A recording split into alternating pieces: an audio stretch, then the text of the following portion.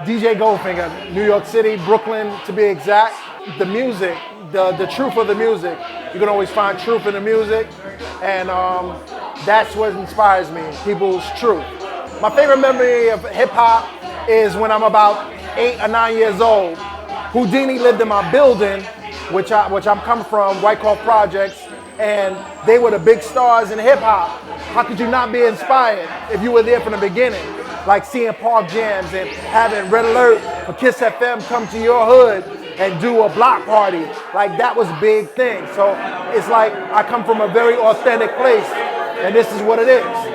I get inspired by everything, to tell you the absolute truth. Life without passion is not a life worth living. You know what I mean? Like people that are passionate, that's what drives me to do what I do. As long as there's a heartbeat and you can feel what the person is doing, that gives me hope to want to do what I do more. You know what I mean?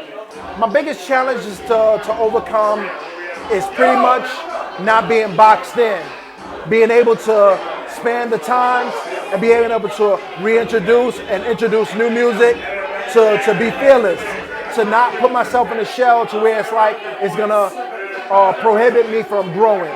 I'm a big thing of change is good. You know what I mean? So you have to be able to evolve with the times and be able to, send that music out to new different eras and stuff of that nature. I wish everybody was as passionate as they was when they first, and the joy. This business can be very cold and it can break a lot of hearts. I just want the business to be a little bit more passionate, a little bit more, loving. You know what I mean? It's like, sometimes it's good to do it for how you do it and you get money for it, but it's also good to go with that first feeling that why you fell in love with the art form in the first place, because we all make an art. You know what I mean? I want people to remember me as a person that was passionate about his craft, that was technically skilled, that loved the art, and that I did it for the culture from a real place.